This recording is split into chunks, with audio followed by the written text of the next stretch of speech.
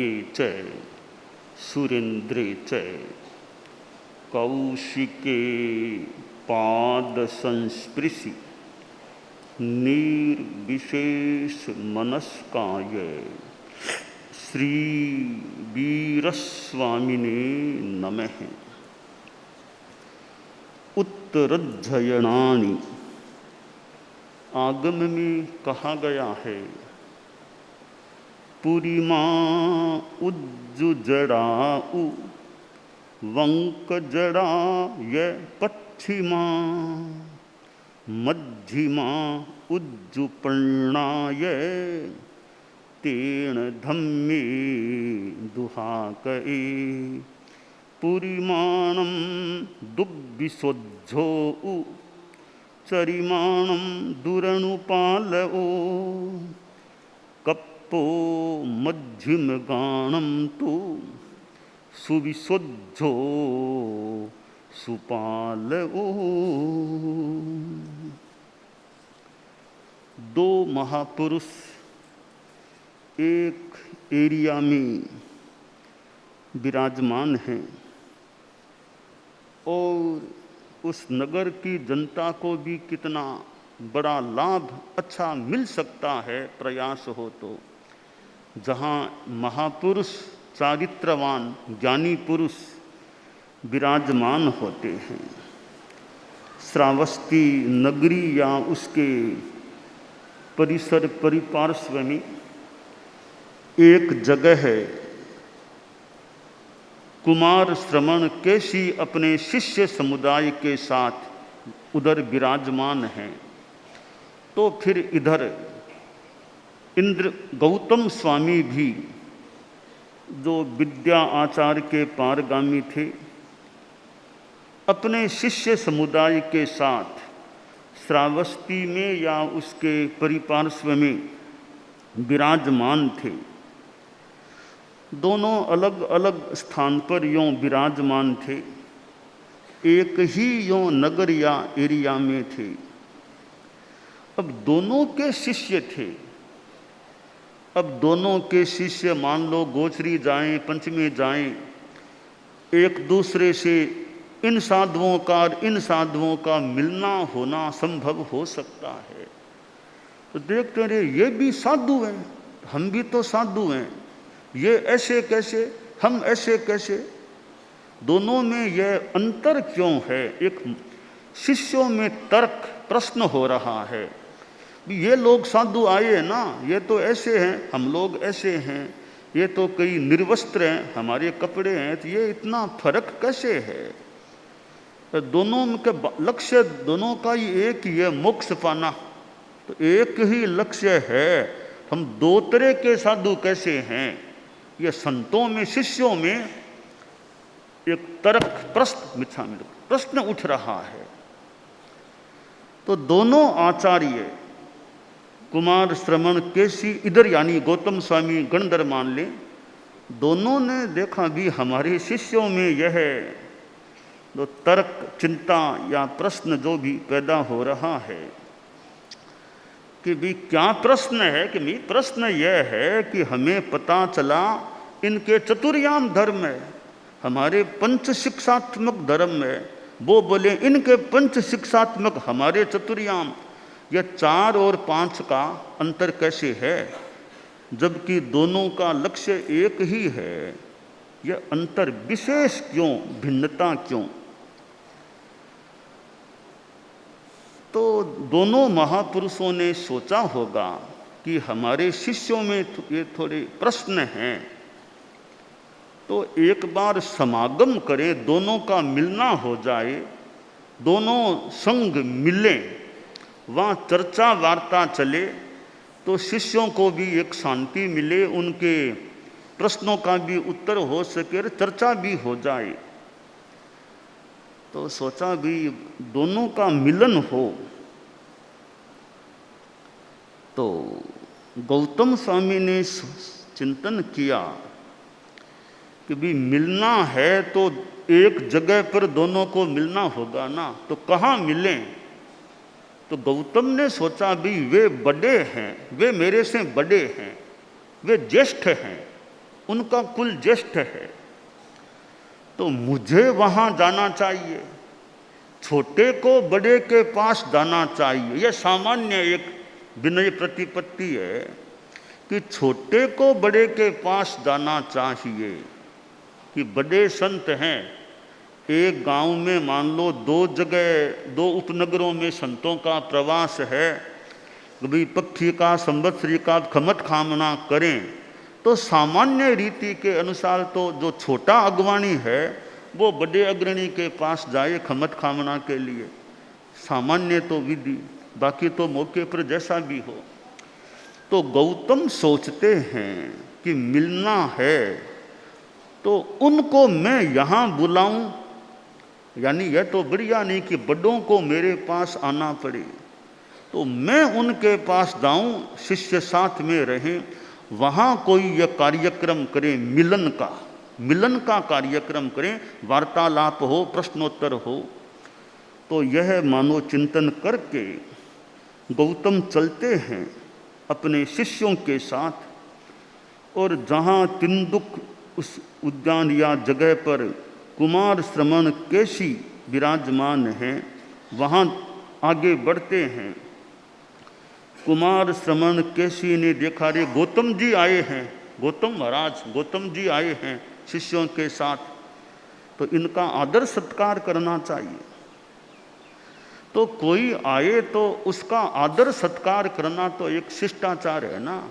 छोटे संत भी आए हैं चल कर के, तो भाई इतनी दूर आए तो है ना, तो बड़े संत भी थोड़े सामने तो जाए ना, थोड़े कुछ सामने जाए, भी हमारे संग के संत आ रहे हैं, हमसे छोटे भले हो, बड़ा भाई छोटे भाई के सामने नहीं जाता है क्या? अब छोटा भाई प्रदेश से आए मान लो गांव, तो बड़ा भाई स्टेशन तक नहीं जाता है क्या लाने के लिए? हमारे एक तरह से आ रहे हैं, तो भाई कुमार श्रमण कैसे भी गौतम जी आ रहे हैं, इनका आदर सत्कार होना चाहिए। तो कुमार श्रमण केसी की ओर से भी आदर सत्कार हो रहा है कि आए हैं, उनको बैठने के लिए भी पलालम फासुयम, प्रासुक पलाल और कुछ तृण जो भी निषद्या और सब बैठने के जो भी दिया गया, बैठने के लिए आसन मान लें, कुछ भी आए हुए को आसन देना। संत आए तो लुंकार दो, कंबल दो, आओ बैठो, आओ विराजो बैठो, ये आदर सत्कार करते हैं। अब दोनों विराजमान हो जाते हैं, एक तरफ मान लो कुमार श्रमण केसी और इधर एक गौतम स्वामी, दोनों विराजमान हो गए। दोनों मुखिया हैं, दोनों अपने अपने शिष्यों के समुदाय के मानो मुखिया हैं। यूँ तो गौतम के भी मुखिया भगवान महावीर थे, परंतु भगवान महावीर के तत्वावधान में यहाँ पर तो मुखिया गौतम स्वामी ही हैं। दोनों विराजमान हो गए। अब दोनों शोभायमान हो रहे हैं। कैसे? चंद्र और सूर्य के समान। मुझे प्रसंग याद आ रहा है, आचार्य श्री तुलसी तो लाडनों में विराजमान थे, जैन विश्व भारती में। आचार्य श्री महाप्रज्ञ जी ने चारवास मर्यादा महोत्सव के लिए प्रस्थान किया था। वो एक गुरुदेव का मानो निर्णय था कि महाप्रज्ञ जी का स्वतंत्र मर्यादा महोत्सव होना चाहिए। थोड़ा निवेदन भी किया गया कि चारवास गुरुदेव भी पधारो। गुरुदेव ने वो मानो स्वीकार नहीं किया, संभवतः कि नहीं, मर्यादा महोत्सव महाप्रज्ञ जी का। तो फिर प्रस्थान हुआ। आचार्य श्री तुलसी साथ में पधारे पहुंचाने के लिए। और ये वर्षा संजय का ये जो स्थान है, यहाँ वर्षा संजय, यहाँ तक थोड़ी देर विराजे थे संभवतः महाप्रज्ञ जी प्रवर। आचार्य श्री इधर गुरुदेव पधारे वहाँ, यानी गुरुदेव उनको विदाई देने के लिए वहाँ तक पधारे थे। बाद में आचार्य श्री महाप्रज्ञ जी ने प्रस्थान किया और ये भागजी बरड़िया वाले मकान में रात्रि प्रवास किया था। प्रस्थान हो गया और अगले दिन संभवतः फिर सुजानगढ़ की ओर आगे बिहार, फिर 4 वास पधारना हो गया और मर्यादा महोत्सव हो गया। और फिर आचार्य श्री महाप्रज्ञ जी ये श्री डूंगरगढ़ कालू लूण कणसर होते होते बीकानेर की ओर पधारे। आचार्य गुरुदेव तुलसी थोड़े समय बाद में लाडनों से बिहार करके वे भी श्री डूंगरगढ़ यों होते वे गंगासर उधर बीकानेर उधर वे भी गुरुदेव भी पधारे। तो दोनों का वो कोई एक बीकानेर का वो एक उद्यान या वो प्रगति मैदान कुछ है स्थान है, वहाँ मिलना हुआ दोनों का। गुरुदेव भी वहाँ पहुँचे, आचार्य श्री महाप्रज्ञ जी भी वहाँ पहुँचे, दोनों यूँ वहाँ विराजमान हो गए। और तो वहाँ विराजे, छोटा सा वो कार्यक्रम भी हुआ। तो वहाँ यह प्रसंग चला था कि दोनों मानो शोभायमान हो रहे हैं। दोनों ही वैसे आचार्य थे, अब वे गणाधिपति थे, महाप्रज्ञ जी गुरुदेव आचार्य श्री थे, तो दोनों विराजमान थे। तो कुमार श्रवण के श्री गौतम से तो तुलना करना मुश्किल है, वो तो अलग अलग आमनाय के थे पहले, वो तो एक ही आमनाय के थे। तो अब दोनों विराजमान थे कि उपमा क्या दी जाए कि वीर गौतम की जोड़ी के रूप में कहें। तो आचार्य श्री तुलसी ने संभवतः अपने ढंग से प्रस्तुति दी कि चंद सूर समपवा की हम, अब वो महावीर गौतम वाली बात इतनी कि चंद्रमा और सूर्य की तरह हम मानना चाहिए। ऐसा सा प्रसंग उस समय मुझे स्मृति में आ रहा है कि दोनों एक सूर्य की तरह चंद्रमा की तरह, गुरुदेव तुलसी को सूर्य की तरह मान लें तो आचार्य महाप्रज्ञ जी को चंद्रमा की तरह मान लें, तो सूर्य चंद्रमा की तरह मानो शोभायमान हो रहे थे। तो कुमार श्रवण केशी और गौतम भी चंद्रमा और सूर्य के समान प्रभा वाले शोभित हो रहे हैं। और उस प्रोग्राम कार्यक्रम में बहुत से पाखंड कौतुक आदि जो भी अन्य लोग भी इकट्ठा हो गए, मानो हजारों हजार कितने ही लोग इकट्ठा हो गए। 2 महापुरुषों का मिलन हो रहा है। और तो क्या देव शक्तियां भी वहां पहुंच गई। देव दानव गंधर्वा जख रक्षस किन्नरा अधिष्ठानम च भूयानम आसी, दिव्य शक्तियों का भी वहां समागम हो गया। अब मूल लक्ष्य तो चर्चा वार्ता करना है। अब कुमार श्रवण कैसी बात को शुरू करते हैं और वे कहते हैं कि महाभाग, यानी गौतम स्वामी को कहते हैं महाभाग।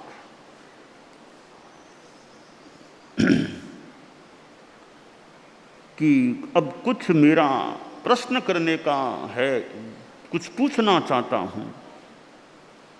तब कुमार श्रवण केशी ने जब कहा कि मैं कुछ पूछना चाहता हूँ, तब केशी को बोलते हुए को गौतम यह कहते हैं कि भंते आप पूछिए आप जो आपकी इच्छा हो पूछिए। ऐसा केशी को गौतम ने कहा। तब अनुज्ञा मिल गई कि गौतम से अनुज्ञा मिल गई एक पूछने की। तो अब गौतम को वे केशी कहते हैं, भी देखिए कितनी अच्छी एक, पहले मैं पूछना चाहता हूँ, ऐसे नहीं बोले, एक विनम्रता देखिए कि मैं कुछ पूछना चाहता हूँ। अब वापिस जवाब आप पूछिए। तो पूछने की अनुमति मिल गई। ये कितनी सुंदर विधा है कि सीधा नहीं पूछा, यानी अनुमति हो तो मैं पूछूं आपको, अनुमति हो तो मैं पूछूं, ऐसे तो क्यों मैं बात शुरू करूं। तो अनुमति ली जा रही है, यानी मैं कुछ पूछना है, मुझे जानना है। हाँ आप पूछिए, ये अनुमति मिल गई। अब कैसी पूछ रहे हैं कि उज्जामो ये जो धम्मो जो इमो पंच शिक्षियो देशियो बद्धमानेणम पासेण ये महामुनि। कि गौतम जी, ये चातुर्याम धर्म जो हमारा है, हमारे परम आराध्य भगवान पार्श्व ने जिसकी देशना दी है, बताया है और आपका जो यह पंच शिक्षात्मक 5 महाव्रतों वाला धर्म है वो वर्धमान भगवान ने बताया है, वर्धमान ने बताया है। तो गौतम जी, जिज्ञासा यह है, आप भी तो मानो मोक्ष के लिए ही निकले हैं ना, हम भी मोक्ष के लिए ही निकले हैं। अब दोनों का साध्य एक है, मोक्ष प्राप्ति, एक प्रयोजन दोनों का है। तो यह द्विधा, 2 प्रकार कैसे हो गए धर्म के? तो मेधावी प्रवर, मेधावी, आपके मन में भी कोई संदेह नहीं होता है क्या गौतम जी कि 2 प्रकार के धर्म कैसे हैं? तब महामना गौतम फरमाते हैं कि देखिए केशी जी, मूल बात है पन्ना समीक्षये धम्मम तत्तम तत्व विनिश्चयम, कि प्रज्ञा समीक्षा करती है धर्म के तत्व का, तत्व विनिश्चय का। प्रज्ञा ये यानी ऊपरी भेद हैं, कुछ व्यवस्थाओं के भेद मान लें, ये ऊपरी भेद है। अब प्रज्ञा समीक्षा करती है कि भेद क्यों, चतुर्याम है तो क्यों, पंच शिक्षात्मक 5 महाव्रतों का धर्म है तो क्यों। यह चतुर्याम धर्म में भी वैसे काफ़ी समानता है, वहाँ भी अहिंसा है, सर्व प्राणातिपात वृत्ति, सर्व मृषावाद वृत्ति, सर्व अजितादन, सर्व बाह्य आदान वृत्ति, यो 4 हो गए। इधर भगवान वर्धमान के 5 हैं, सर्व प्राणातिपात विरमण, सर्व मृषावाद विरमण, सर्व अदत्तादान विरमण, सर्व मैथुन विरमण, सर्व परिग्रह विरमण, इधर 5 हैं। तो यह प्रज्ञा समीक्षा करती है भी 4 क्यों और 5 क्यों। मूल तत्व तो एक ही है, अध्यात्म की साधना, ये आचार क्रिया में जरा अंतर है, उसकी समीक्षा की जा सकती है, ध्यान दिया जा सकता है। और केशी जी, मैं आपको बताऊं ये अंतर क्यों है, बाकी तो मोटा मोटी एक ये, फिर भी 4 और 5 का जो अंतर है उसका कारण क्या है?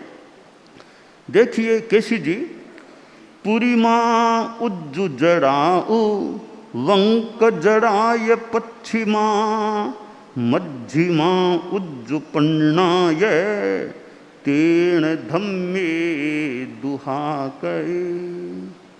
ये भावात्मक ऋजुता और वक्रता, भावात्मक ऋजुता और वक्रता। केशी जी देखिए, आप हम जानते हो जैसा 24 तीर्थंकरों की व्यवस्था है हमारे यहाँ भरत क्षेत्र में, हर अवसर्पिणी काल में और हर उत्सर्पिणी काल में 24 तीर्थंकर होते हैं। केशी जी, हमारे यहाँ जो 24 की परंपरा व्यवस्था है, प्रथम तीर्थंकर होते हैं, उनके जो शिष्य साधु होते हैं वे ऋजु जड़ होते हैं, और अंतिम तीर्थंकर के जो साधु 24वें तीर्थंकर के साधु होते हैं वे वक्र जड़ होते हैं। बीच के जो 22 तीर्थंकर हैं उनके साधु, उनके शिष्य हैं ऋजु प्राज्ञ होते हैं। ऋजु जड़, वक्र जड़, ऋजु प्राज्ञ, यानी 3 प्रकार के, तीनों में 2 शब्द हैं। ऋजु जड़, यहाँ हम देखें, एक तो है नेचर, एक है माइंड। नेचर एंड माइंड 2 चीजें हैं हमारे जीवन में, नेचर एंड माइंड। प्रकृति कैसी है, स्वभाव कैसा है, दूसरी बात दिमाग, माइंड कैसा, ज्ञान कैसा, वो दूसरी बात है। तो ये नेचर इज रिलेटेड टू मोहनीय क्रम and mind is related to ज्ञानावर्णीय क्रम। नेचर है वो मोहनीय क्रम से संबद्ध है, और माइंड यानी ज्ञान मति वो ज्ञानावर्णीय क्रम से संबद्ध है। तो दोनों स्वभाव और ज्ञान दो चीजें हैं। प्रथम तीर्थंकर के जो साधु हैं वो नेचर से भले ऋजु होते हैं, सरल होते हैं, प्रथम तीर्थंकर के साधु। But there is not mind, good mind. उनका दिमाग आसातना न हो, उनका दिमाग इतना बढ़िया नहीं होता है, ज्ञान इतना बढ़िया नहीं होता। स्वभाव बहुत अच्छा है, बहुत सरल है, भद्र है, परंतु माइंड, मति वो थोड़ी कमजोर होती है। इसलिए जड़, इतने जड़ हैं, यानी उनको समझाना मुश्किल है, पूरे उनको समझाना मुश्किल है। जड़ जड़ है, यानी मति उनकी थोड़ी कमजोर है, दिमाग कमजोर, यानी बुद्धि या मति कमजोर है। तो उनकी विशेषता यह है कि ऋजु हैं वो। मोहनीय कर्म मानो थोड़ा हल्का है, ऋजु हैं इस माने में, और दिमाग थोड़ा कमजोर है। तो एक तो विशेषता की ऋजु हैं, दूसरी थोड़ी सी संभवतः आसातना न हो, वीक पॉइंट है कि दिमाग से थोड़े कमजोर है। अंतिम तीर्थंकर के साधु हैं वक्र जड़। वो नेचुरली, नेचर से थोड़े से वक्र कुटिल हैं। तर्कवाज तो भले हों, पर थोड़ा वो कुटिलता वाले होते हैं, बात में कुटिलता निकालना, तर्क। और एक तो अव्युत्पन्न हो। प्रथम तीर्थंकर के साधु आसातना ने थोड़े अव्युत्पन्न से होते हैं। अंतिम तीर्थंकर के साधु अति व्युत्पन्न होते हैं। वो तर्क निकालना, गली निकालना, वो निकालना, ऐसे कर लो कि नियम तो ये है ना, ऐसा करने में क्या दिक्कत है। वो ऐसे थोड़े गली निकालने वाले, थोड़े वक्र हो सकते हैं, होते हैं। तो अंतिम तीर्थंकर के जो साधु होते हैं वक्र जड़ होते हैं, उनमें वक्रता होती है। वक्रता के कारण यानी सम्यक्तया बात को नहीं लेते, अति तर्क होने से जैसे तैसे कई बार गली निकालने की वो चेष्टा कर लें, तो वो अति व्युत्पन्न होते हैं। बीच वाले 22 तीर्थंकर हैं, उनके साधु बहुत बढ़िया होते हैं, ऋजु प्राज्ञ। वे ऋजु भी होती है और समझदार, बहुत मति अच्छी होती है उनकी, बहुत भले भी हैं, दिमाग भी ठीक है, मति भी ठीक है। तो ये उज्जुपन्ना ऋजु प्राज्ञ तो दी बेस्ट साधु हैं। दी बेस्ट तो वो 22 तीर्थंकरों के साधु दी बेस्ट हैं। वो स्वभाव से भी अच्छे हैं, उनका मति दिमाग भी अच्छा होता है। तो गौतम स्वामी फरमा रहे हैं कि केसी जी आप जान लीजिए, ये प्रकृति, नेचर एंड माइंड की जो बात हम बता रहे हैं अभी, कि प्रथम तीर्थंकर के साधु हैं ऋजु जड़, अंतिम तीर्थंकर के साधु वक्र जड़, और 22 तीर्थंकरों के साधु ऋजु प्राज्ञ। तो भगवान पार्श्व जो आपके आराध्य हैं वे 22 तीर्थंकरों के अंतर्गत हैं। तो उनके साधुओं को ऋजु प्राज्ञ कहा गया है। तो ऋजु प्राज्ञ के लिए वो 4 नियम पर्याप्त है। थोड़े वक्र और हैं, उनके लिए 5 की अपेक्षा पड़ती है। तो प्रथम तीर्थंकर के जो वे साधु हैं वो दुर्विशोध्य हैं, वो उनके लिए ये ग्रहण करना भी कठिन होता है, और अंतिम तीर्थंकर के साधुओं के लिए पालन करना कठिन होता है। मध्यम तीर्थंकरों वाले जो साधु हैं उनके लिए ग्रहण करना भी आसान है और पालन करना भी उनके लिए थोड़ा आसान होता है। तो केसी जी आप तो भगवान पार्श्व की परंपरा के हैं ना, तो वो तो 22 तीर्थंकरों में हो गए, इसलिए आपकी परंपरा में चतुर्याम धर्म है, 4 ये महाव्रत हैं। और हम लोग चूंकि महावीर की परंपरा के हैं, अंतिम हम लोग वक्र जड़ वाली श्रेणी के संत लोग हैं, तो हमारे लिए 5 महाव्रतों का विधान किया गया है।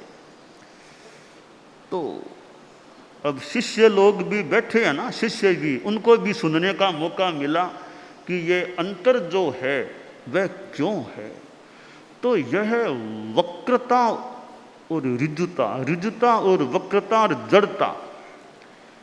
तो मोहनीय कर्म हल्का हो, माया कसाय का क्षयोपम अच्छा हो, तो भावात्मक ऋजुता आसक्ति है। हालांकि भगवान महावीर के सारे साधु ही कोई वक्र ही होते हैं ऐसा कहना तो कठिन है। एक बहुलता एक हो सकती है। वैसे भगवान महावीर के अंतिम तीर्थंकर के भी यूँ भले अच्छे साधु हो सकते हैं, पर यूँ एक समय, ये अवसर्पिणी काल का जो समय है ना, तो समय के साथ थोड़ा अंतर भी आता होगा प्रकृति में और में। तो 22 तीर्थंकरों का समय उसके उसमें कुछ प्राज्ञता भी है, ऋजुता भी है। तो हम लोग तो अंतिम तीर्थंकर के हैं, हम न भगवान ऋषभ के हैं, और यूँ हम तो भगवान महावीर के शासन के हैं। तो हम लोग उस श्रेणी के हैं, वक्र जड़ वाली श्रेणी के हैं। पर जरूरी नहीं है कोई सारे वक्र होते हैं, बहुत अच्छे भी संभवतः साधु हो सकते हैं। तो यह स्वभाव में ऋजुता रहे और इधर प्राज्ञता रहे, ज्ञान भी अच्छा हो, मति अच्छी हो और साथ में ऋजुता भी हो। इसके लिए हमारा लक्ष्य रहे भाई कि हमें सरलता रखनी है, छल कपट से बचना है वो साफ है वो बात साफ है। इसमें तर्क और अनावश्यक बिना मतलब तर्क और करके क्यों कोई रास्ता निकालने का, ठीक है, जहाँ तर्क अपेक्षित है वहाँ तर्क भी करें, परंतु वक्रता न हो सरलता। तर्क तो करें पर सरल साथ में रहें, ऋजुता के साथ बात करें। तो यह ऋजुता की भावना साधु में रहनी चाहिए कि सरल हैं, जो हुआ सो ये हुआ है। अब ज़्यादा यह फिर बात को छिपाना लुकाना करना, इसमें नहीं, भी हो गया तो हो गया, हमारी यह बात है। तो ऐसी ऋजुता भाव शुद्धि की दृष्टि से महत्वपूर्ण एक तत्व है। आदमी ऋजु रहे, सरल रहे, भद्र रहे। यह भद्रता हमारे में विकसित है तो अच्छी बात है, और विकास की संभावना हो तो और ऋजुता का विकास हो जाए। और ये हम बार बार आगम को पढ़ें, ऐसा चिंतन करें कि भी ऋजुता सो ही उज्जय भूयस्य। तो हमारे में यूँ ऋजुता का विकास हम प्रयास करें कि मेरे में ऋजुता रहे, यह कुटिलता नहीं। हाँ, साफ भले बोल दें पर चित्त में सरलता रहनी चाहिए। और सरलता है तो कुछ समाधि में भी सरलता है आदमी के, अच्छा ज्ञान, अच्छी श्रद्धा, अच्छा आचार, सरलता, तो चित्त में समाधि भी अच्छी रह सकती है। छल कपट दाव पेंच करें तो फिर तनाव हो सकता है कि ये झूठ कपट करने वाला है, उसके दिमाग में ज़्यादा तनाव कि अब क्या बोलूं, अब क्या उत्तर दूं, वैसा पूछेंगे तो क्या उत्तर दूं, इस तरह के वो तनाव के विकल्प आ सकते हैं। सरलता भी मेरे तो और कुछ जो बात है सुबह पूछो तो वही उत्तर है, रात को पूछो तो मेरे वही उत्तर है, कोई मेरे फर्क नहीं है, मुझे कोई इधर उधर नहीं है, वो बात मेरी साफ है वो बात साफ है। यह जिसका रुझान रहे भी छिपाना क्या है, गलत क्यों बोलना, हो गया तो हो गया, बस बात हमारी साफ है। यहाँ बचोगे पर नहीं आगे होगी माफ, भूल छिपाना पाप है करो निवेदन साफ, यहाँ बचोगे पर नहीं आगे होगी माफ। इसलिए सरलता रखो, बात साफ बताओ, कोई लुकाव छिपाव तोड़ मरोड़ अस्वीकार कुछ नहीं है, वो हो गया, बस प्रायश्चित जो भी होगा सो होगा। यह कुटिलता करके और क्यों पाप कर्म का बंद करूं मैं। तो यह जो 22 तीर्थंकरों के साधु ऋजु प्राज्ञ हैं, तो हम भले अंतिम तीर्थंकर के हैं, हमें भले वक्र जड़ कहा गया है कि भी, हालांकि हमारे लिए हमें वक्र शास्त्र में हमें वक्र जड़ कहा गया है, ऐसा विशेषण हमें दिया गया है कि ये वक्र जड़ होते हैं। ठीक है, आगमकार की बात सिर माथे है, सिरोधार्य है, आगमकार ने जैसा कहा है, परंतु हम प्रयास यह रखें ऋजु प्राज्ञ की दिशा में आगे रहें, बढ़ें, ऋजु रहें और प्राज्ञ रहें। तो यह ऋजुता और प्राज्ञता और भावात्मक यह शुद्धि रहे। तो सरलता ऐसा तत्व है कि भाव शुद्धि के लिए उसकी अपनी भूमिका है, अपना महत्व है। और भगवान महावीर की परंपरा में, हम आचार्य भिक्षु की परंपरा में हैं, हम तो जैन श्वेतांबर तेरह पंथ की परंपरा में हैं, हमारी अपनी आचार्य परंपरा भी है, हमारे साधु साधियों की परंपरा है। तो हमारी भावात्मक ऋजुता, भावात्मक शुद्धता वो अच्छी रहे। और जहाँ कहीं प्रसंग आए तो है वैसी बात बताना, लुकाना छिपाना इनसे बच कर बताना, वो तो सही बताना, स्पष्ट बताना, जो बताना हो वो बताओ। पर छल कपट के लिए, अपनी बात को छिपाने के लिए, बचने के लिए वो हम वक्रता का उपयोग न करें, ऐसा हमारा प्रयास रहे। तो यह चारित्र हमारा निर्मल रह सकता है कि सरलता है। गलती है तो गलती को भी स्वीकार हम करने को तैयार हैं, गलती नहीं है तो क्यों स्वीकार करें, दोनों तरफ साफ है। गलती नहीं है तो क्यों हाँ भरें, गलती है तो ना क्यों करें, गलती है तो ना क्यों करें, गलती नहीं है तो हाँ भी क्यों करें।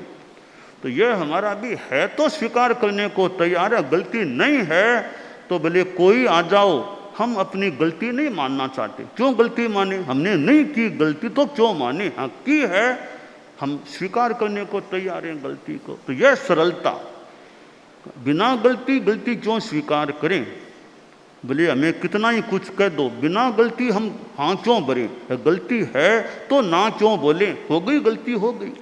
तो इस प्रकार की स्पष्टता और सरलता वह हमारे चित्त में रहे। और फिर आदमी का विश्वास हो जाए भी, यह आदमी गलत बात नहीं कहता, लगता है यह आदमी गलत नहीं बोलता है, जो कहता है वो सही कहता है, ऐसी संभावना है। तो यह छवि किसी की बन जाए कि यह आदमी कह रहा है तो गलत नहीं कह रहा है, यह छवि बनना भी एक विशेष बात है कि अमुक आदमी ने कहा है, फिर हमें शंका नहीं करनी चाहिए। अमुक ने कहा तो और खोजो बात सही है या नहीं है।